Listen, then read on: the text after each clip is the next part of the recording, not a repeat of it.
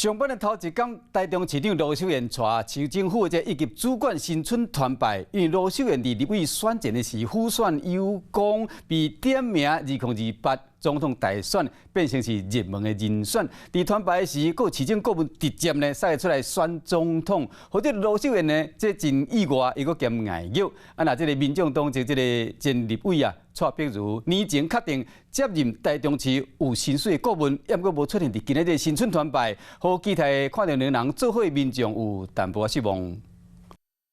台中市长罗秀燕一家孙女以及主管新春团拜，罗秀燕感谢市府同仁、市政顾问和市议会这几年对市府的支持，和市政会当顺利运作。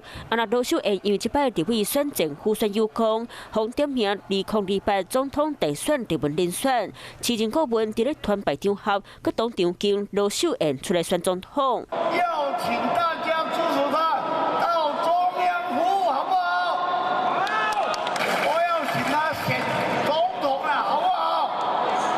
边个罗秀燕是咪到伊雄雄听到这段，伊笑甲真歹势。受访时，佮一摆强调上班的时间无谈选举，敢若希望市府同事会当甲市民当作是家禽，用爱出发来推动市政。这5年下来，我在市政的场合，在公务时间不谈选举哈，那也不会谈政党的问题哈。那谢谢大家，好，新年快乐。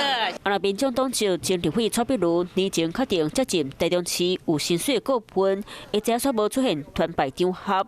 那同一个时间，伊伫咧并且抛出，家己伫咧台湾大道坐公车上班的相片，也贴讲佮伫咧适应环境。就在忙着那个报道啊，填一堆资料，然后要一个楼层一个楼层，现在还在熟悉环境。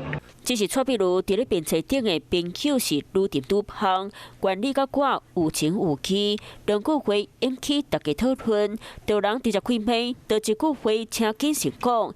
蔡碧如支持者随界回扣，郭文泰等背起家己主张。蔡碧如上任市政顾问，因为公开就先引起话题。未来伊会当替罗秀燕加分，或者是减分，各界拢等咧看。嗨，大家好，我是颖彤。想要来抢先掌握最及时的新闻资讯吗？